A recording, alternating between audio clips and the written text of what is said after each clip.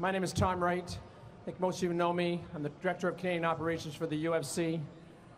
We just finished our 10th trip to Canada with UFC 152. Fabulous night of fights. You could tell by the crowd. The crowd was into it. Great night.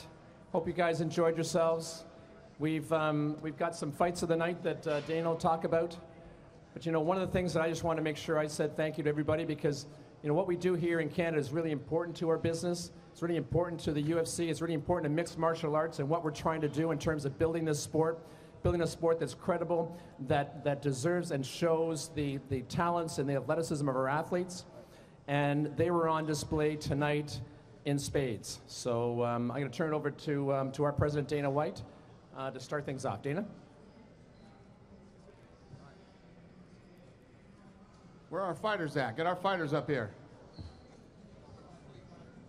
So there's a lot of chairs out here. I wanted as many of these guys on this card to come out here and sit up here with the media. I went back and I talked to these guys before the fight, and I said, you know, that I wanted these guys to fight. And let me tell you what every guy did tonight, from the first fight to the last fight. It was a great card. So when they asked me who I wanted out here, I said, as many guys as want to come to this press conference can come. So let me start with the attendance was 16,800. We did a $1.921 million gate. The bonuses tonight went to Fight of the Night, Grant and Dunham. Knockout of the night goes to Cub Swanson, and submission of the night goes to John Jones. Every one of those guys won $65,000. Congratulations.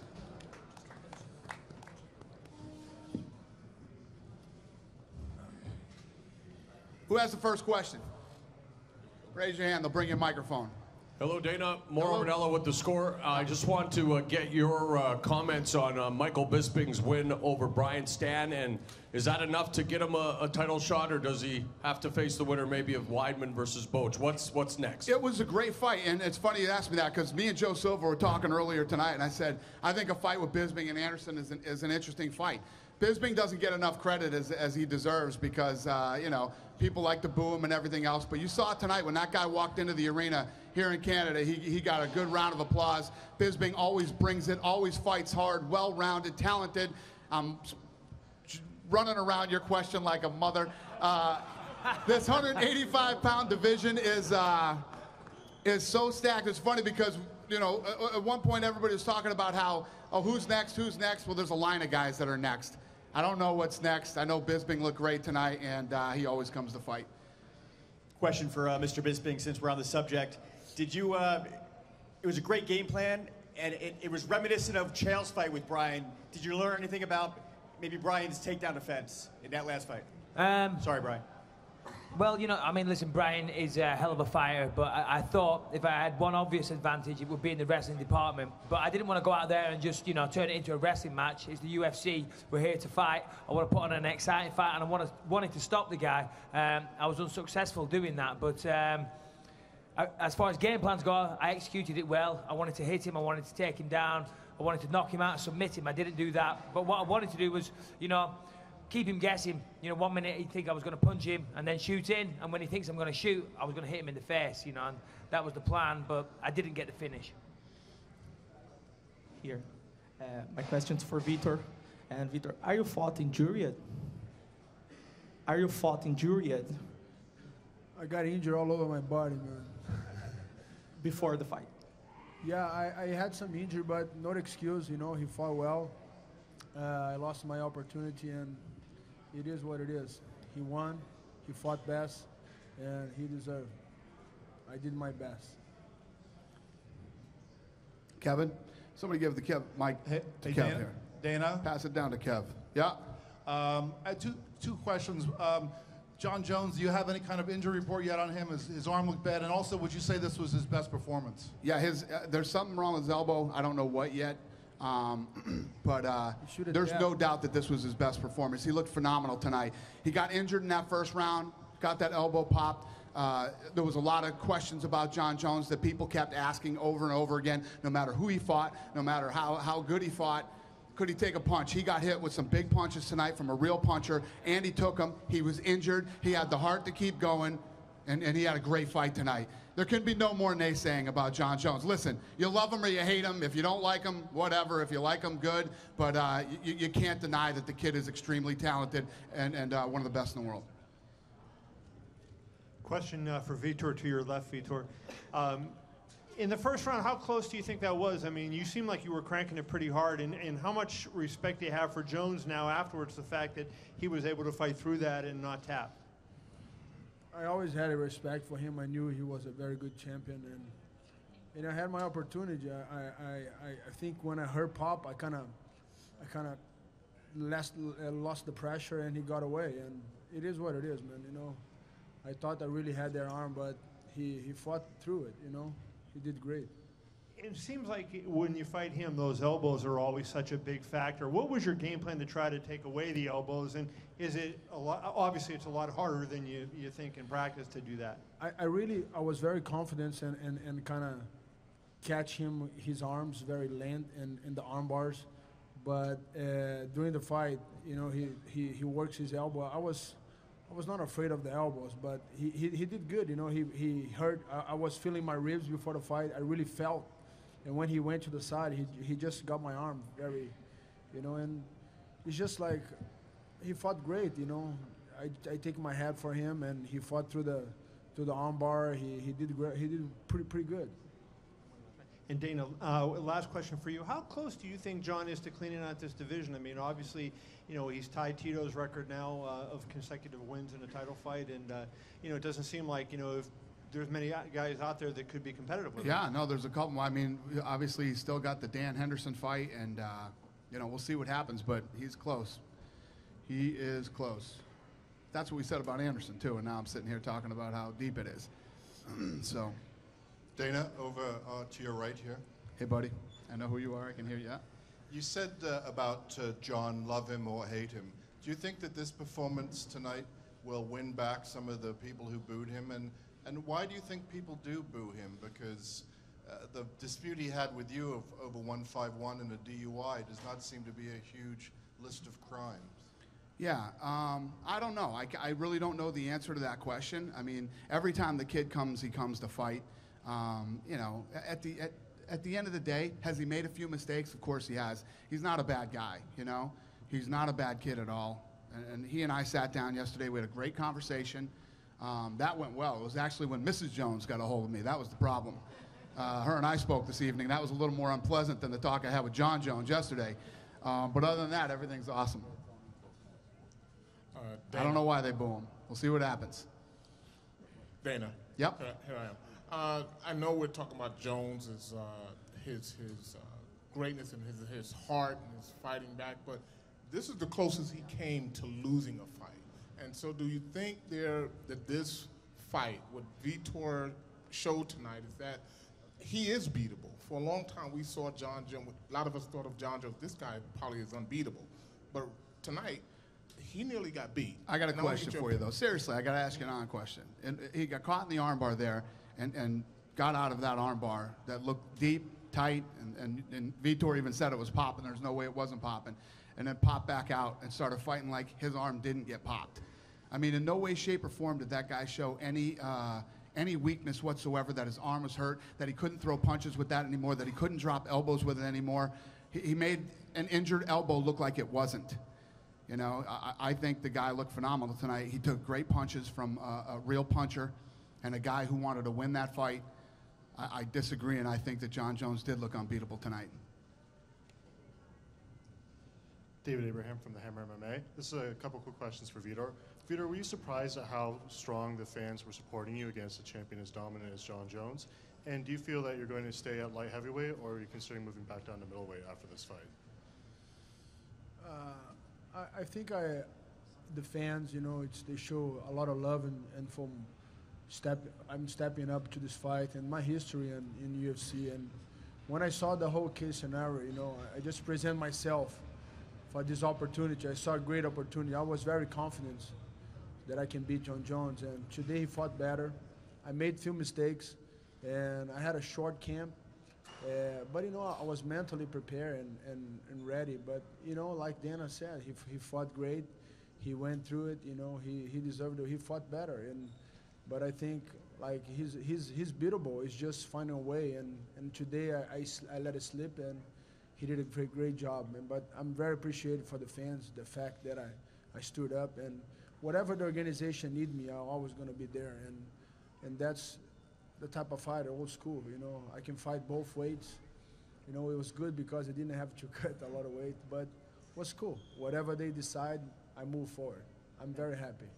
And one question for Dana. Dana, how would you have scored the flyweight fight? I'm sorry, would you say how would I what? How would you have scored the flyweight fight? Because it seemed very close. The flyweight fight? Yes, the flyweight champion. Did you say the flyweight fight seemed close? So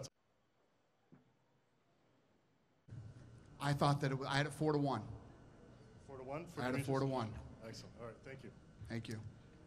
Hey guys, Adam Martin from The Score. Joseph, did you think you won the fight? I haven't seen the fight. You know, I went out there and, you know, I gave it my all, and, you know, it didn't happen. You know, I'll have to go back and look at the fight. You don't really know what's going on when you're out there. You just, you know, going as hard as you can. But, you know, definitely didn't go as planned. You know, didn't feel as good as I thought I'd feel or anything. So, you know, I'll have to go back and watch it and get back to you. And Dana, who's next for Demetrius Johnson? Is it going to be the winner of Usyk Da Silva versus John Dodson? Was that a question for me? Yeah. I'm sorry, man. My ears are messed up. Say that again.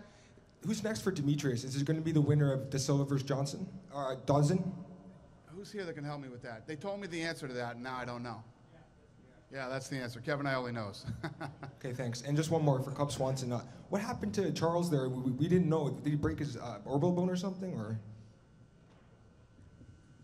I don't really know. It seemed like it. He squinted pretty hard when I hit him, and then he just kind of went down after that, so I don't really know. Dana, perhaps after tonight, maybe you stop talking about or answering questions about 151 for a little bit, but how crucial was this card tonight given what happened with the last pay-per-view being canceled? If we did 151 and it was the best fight you've ever seen in your whole life, I would still feel the same way that we'd have to deliver here. We always want to deliver. You know, and when I talk to, I've been trying to avoid this. I said I was going to do it, and then I said I wasn't going to do it, and I've been fighting with myself. It's like, you know, it doesn't matter what we do, how many fights in a row we put on, how many times these guys perform. I mean, I was reading Twitter tonight, these people were ripping on the flyweight. Let me tell you what, if you didn't like that flyweight fight, please, I'm begging you, don't ever buy another UFC pay-per-view again. Don't ever buy another one. I don't want your money. You're a moron. You don't like fighting, and you don't appreciate great talent or heart if you didn't like that flyweight fight. That kid fought his ass off tonight. Look at his face, going after a guy who was incredibly talented and picking him apart and moving and everything else. The kid never gave up. He went 5 strong rounds. And when I get on Twitter and I see that stuff, I get crazy, man. It's just like, please, please, please, please, those of you that said that, I don't want your money. That was on my list of things to ask you as well. I mean, were you surprised at the booing in that fight? Yeah. I wanted to get Demetrius and Joseph's I wasn't reaction to that. surprised. I was horrified by the booing. But you know what? It's like, I tell these guys when we go back into the, you know, after the weigh-ins are over, we go in the back room and we talk. And the way that this relationship works is these guys are our partners. You know, we go in and we do all of this, that, and everything else, and everybody else, these guys go out and they deliver. And guess what? Every fight that you see in the UFC, 2 guys aren't going to run at each other and just start swinging like madmen. These 2 guys have worked their entire life to get to this point, and it's a 5-round title fight. Okay, if they can get the knockout or submission quick, sure, they're going to go for it. But if the guys are so talented, you have now the world champion right here and the second best guy in the world. It's insane. You know, it drives me crazy, but it's like this. Lately, it seems like no matter what we do, I always say these good things about Canada and how much I love Canada and all the people up here, but there's always got to be one dick. You know what I mean? And I'm sorry, I know you brought your grandma to the press conference here tonight, but promise that's the only one I'll throw out tonight. There was a guy here in the Toronto Sun, and I know guys who write stories like this because they like, you know, they like to be whatever. But when you do it and everything that you say is inaccurate, incorrect, and makes no sense, this guy, Steve Simmons, wrote a story. Steve here tonight? No? Good. Steve, raise your hand. I'd love to talk to you. Where are you? Come on, baby, be here. No? This guy writes a story, basically calls us the juggernaut, N-O-T.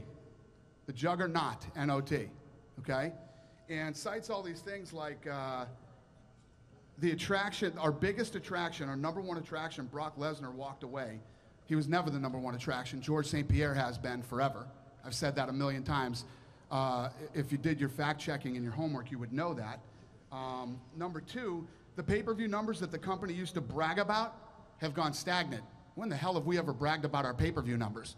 We don't even give out our pay-per-view numbers. Incorrect fact number two, my friend. The television ratings on Fox Network, which supposed to take the UFC to more people, has yet to hit its stride. Well, the ratings for Fox 1 peaked at 8.8 million, Fox 2, 6.6, Fox 3, 2.5, and 4, 2.5. Total viewers, 16 million people. People who've never even watched the UFC before saw the UFC that night. Wrong again, my friend.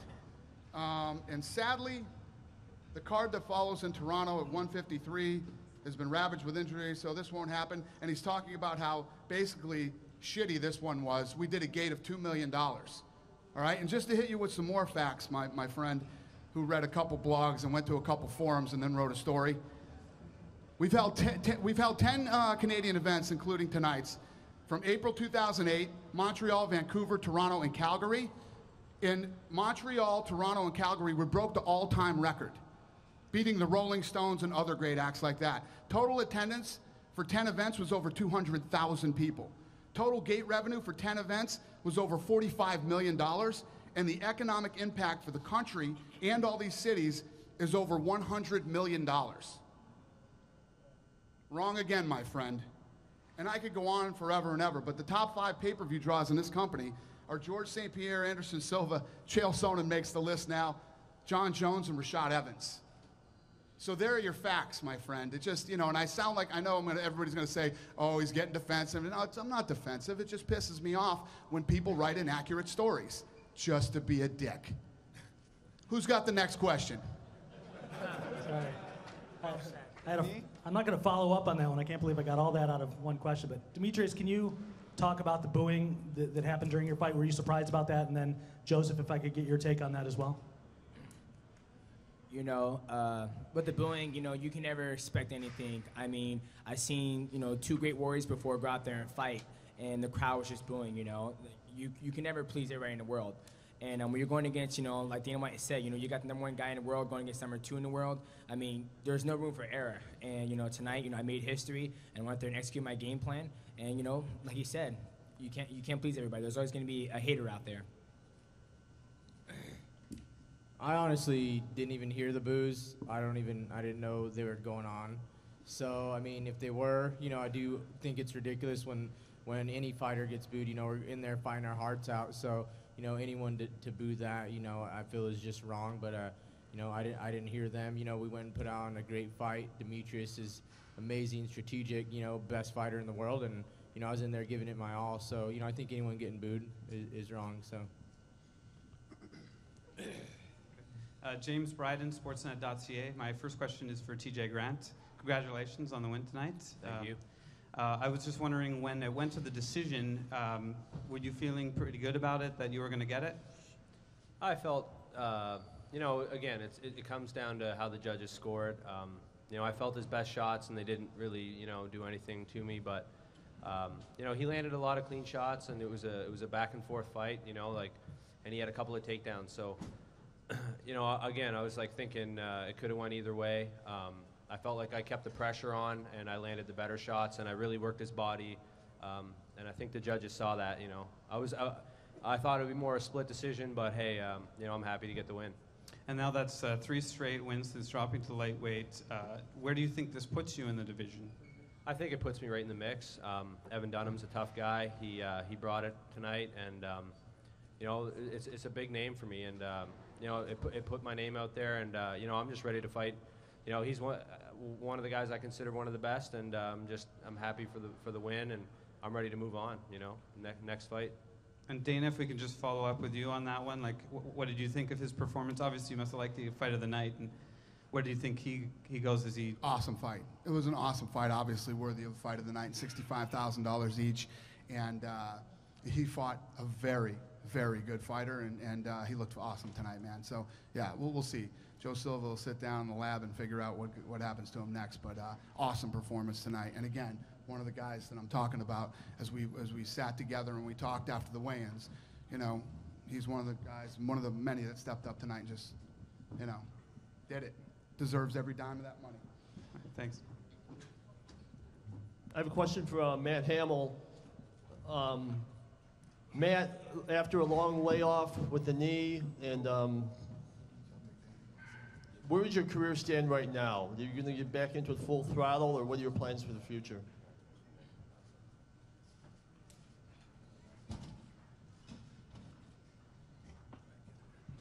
Well, it's pretty like off and rough start. I haven't fought in a year, down. But there's no time for me to rush, and I'm trying to get back in the kilometer. All I need is to give me time. Important thing is to stay healthy. Thanks.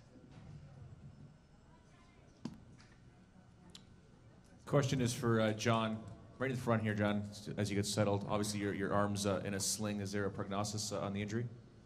No, we haven't been able to get an x-ray, but they think there might be some maybe nerve damage in the bicep. So, I don't know.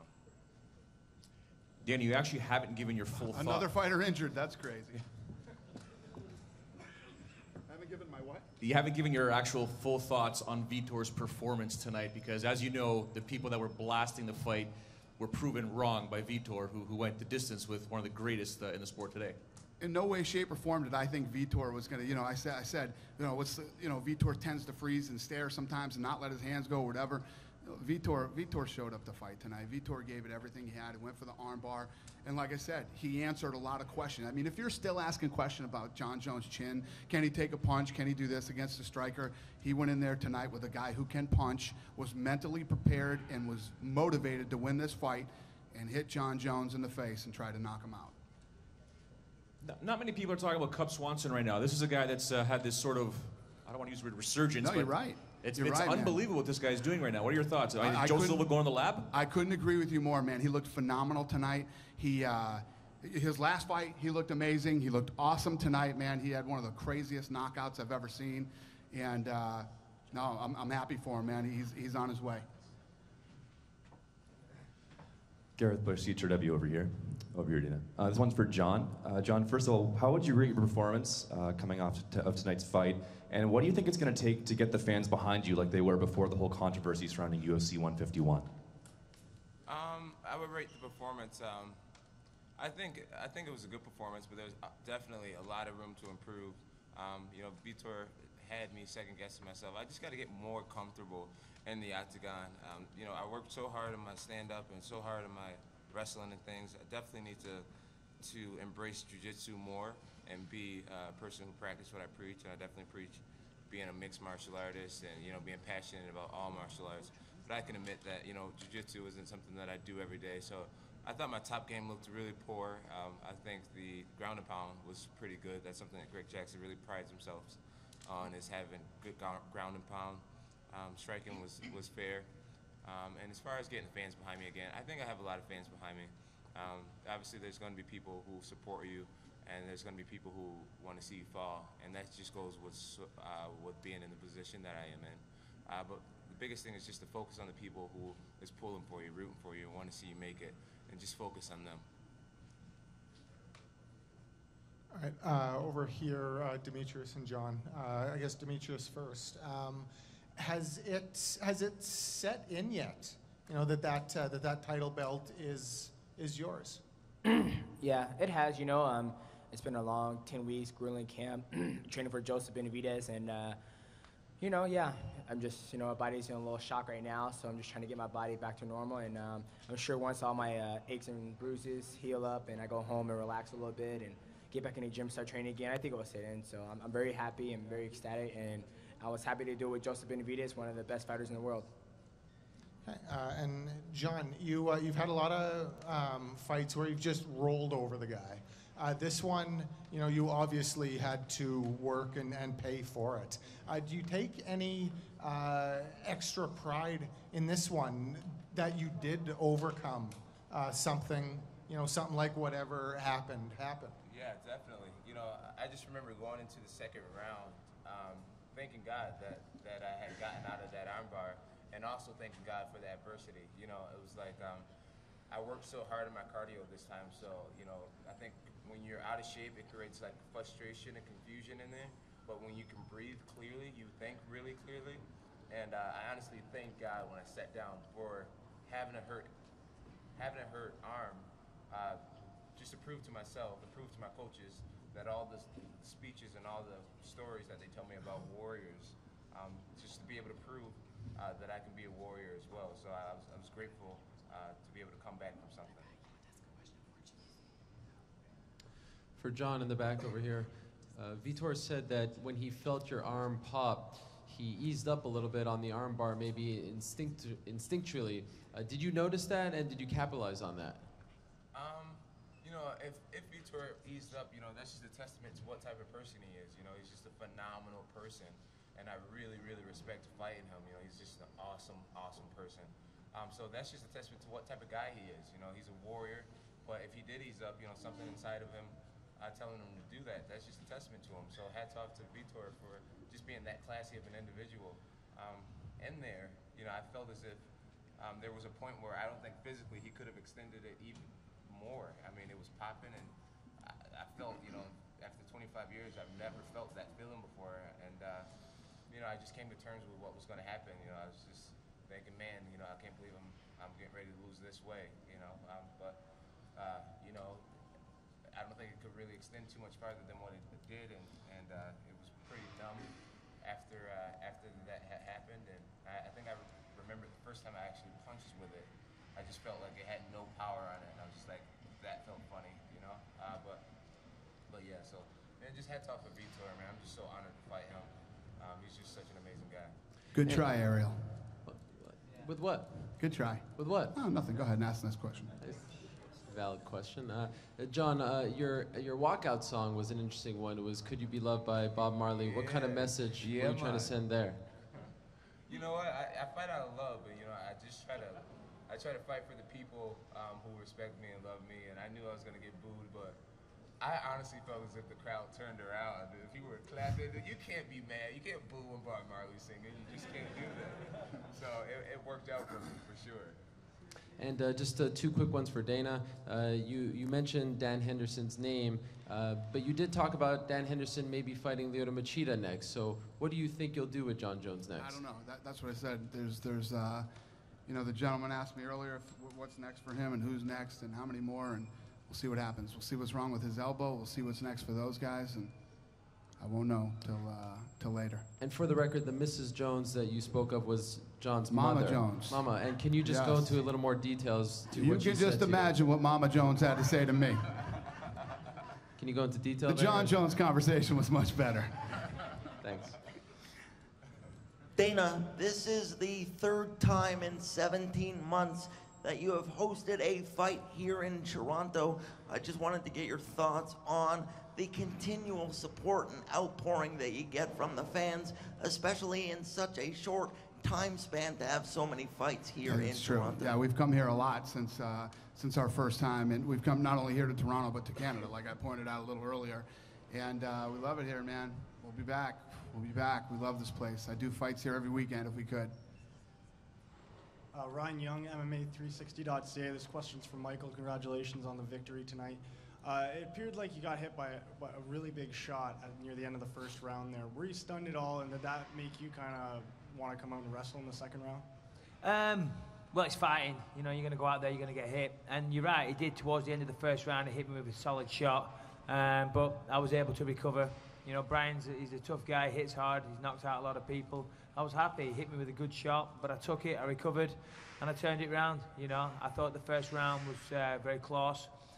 Second and third, I thought I, comfortably won those. But yeah, but Brian hits hard, and he's certainly got a good chin as well. Okay, second question for Dana. There's been a lot of talk about GSP and Anderson Silva super fight finally coming together. They both have fights now. If either one of them come up short in those bouts, does that derail plans for that super fight? Absolutely, yeah, absolutely. That fight is just a hypothetical fight. In no way, shape, or form, when I talk about GSP versus Anderson Silva, am I in any way looking over Carlos Condit? Carlos Condit is a real deal.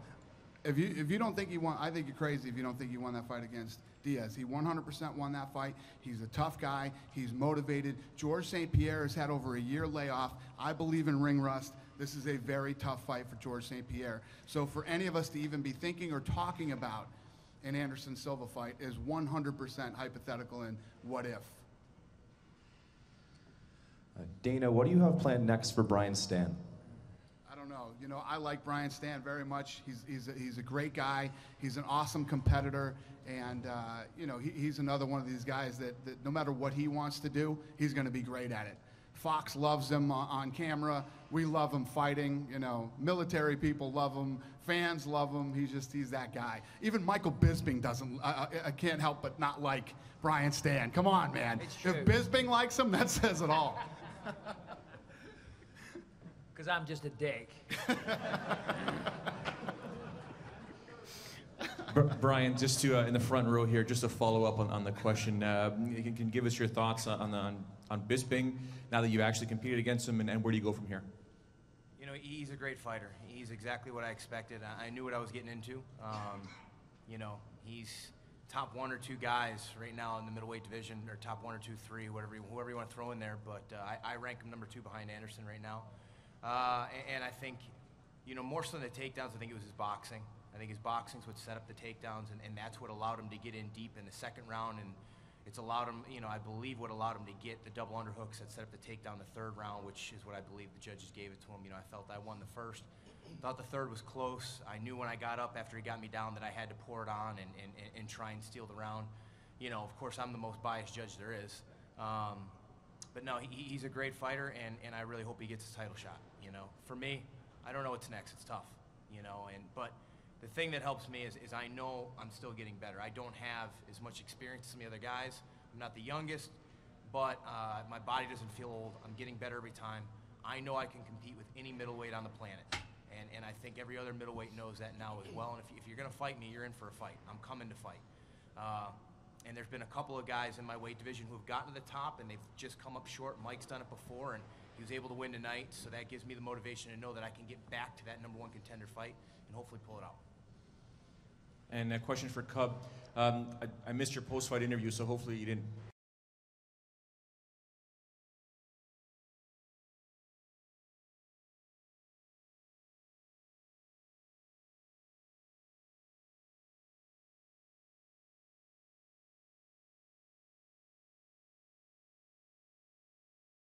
Where it takes to get back there. John, We'll take a couple more questions so we can get John to the hospital and get an x-ray here. John, you mentioned in the, over here to your left, you mentioned in the interview with Joe Rogan that aired on the prelims, I guess, that the DUI set you free. And I was just wondering if you could kind of clarify what you meant by that. I mean, and how did it set you free, so to speak? Well, you know, I just looked at it as a blessing. You know, it's like, you know, I've made a lot of dumb decisions in my life, and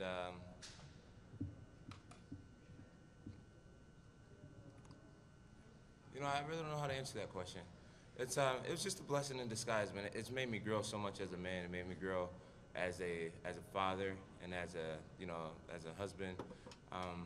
You know, I've just done a lot of stupid things, and I was getting away with a lot of stupid things, and you know, just going through it and realizing the seriousness of the world and how everything could have been changed for my life really motivated me and to do things better and do things right. You know, grow up. So, you know, I meant what I said. You know, and I'm just really grateful for, you know, being here, being alive, and you know, being able to grow and take things a little more serious. And in the fight itself, were you surprised that Vitor wanted to be on his back, you know, against you after what you were able to do after the armbar in the first round, and then given your reputation for, you know, ground and pound? Yeah, no, I'm not surprised. You know, Vitor has a black belt under Carlson Gracie, and that's a very respectable black belt. So I knew he believed in himself. You know, that was one of the intimidating things about Vitor, outside of his big muscles. He's a guy who truly believes in himself. So when he when he pulled guard, it was something that he would do back in his prior days too. He pulled guard a lot. So I wasn't surprised that he did it, and I wasn't surprised that he believed in himself off of his bag. Question for you, Dana. Where do you rank John Jones all time in the light heavyweight division? Does he need to beat Tito's record in title defenses to call him the greatest of all time in that division? I don't know. I don't know. I mean, he already tied it tonight, didn't he? Didn't somebody say that earlier? I mean, he tied it in a real short amount of time. I mean, he tied that thing fast. John Jones is without a doubt, one of the greatest talents we've seen in this sport in a long time. John Jones is just catching his stride right now. We've had a great year and a half in the run that he's had, and we've had some rocky roads. We'll put it that way. And there's no doubt he's on his way to being one of the greatest, maybe of all time, maybe breaking Anderson Silva's record and becoming the greatest of all time. It's not just about winning fights, it's about managing every aspect of your life, which it looks like he's on his way to doing now. John, quick question. Who are you cheering for tomorrow, the Ravens or the Patriots? Not saying, guy. Patriots. I'm the Patriots. Who's got the next question? Right here. Right in front of you guys. They couldn't stop Chandler Jones last week. Question for Michael. Yes. Congratulations on the win. It seems like each time you come out now, you're getting more and more support, and I'm wondering if you noticed that, and just wondering what your take is on why all of a sudden fans are coming around to you. Yeah, it does seem that way a little bit. Certainly on my Twitter account, every day, I get a lot of tweets saying, I used to absolutely hate you, but now I kind of like you, so, that's nice. That was me. Yeah. I mean, I'll take it. Listen, I'll be honest, I haven't, I've been here a long time now, and have I done things I regret over the years? Of course I have. I've grown up. I've said stupid things. I've done stupid things. I'm 33 now. Got 3 kids. I've grown up a bit. I've acted like an asshole at times. Of course, we all make mistakes. But I'm still me. I'm still doing exactly what I do. I haven't really changed. But I like it though. It's nice. All kidding aside, people love Michael Bisping because Bisping speaks his mind. He doesn't care what he says, and he comes out and fights and backs everything up. That's why people love Michael Bisping. Yes, Thank you very much, you guys. We appreciate your support. Have a great night.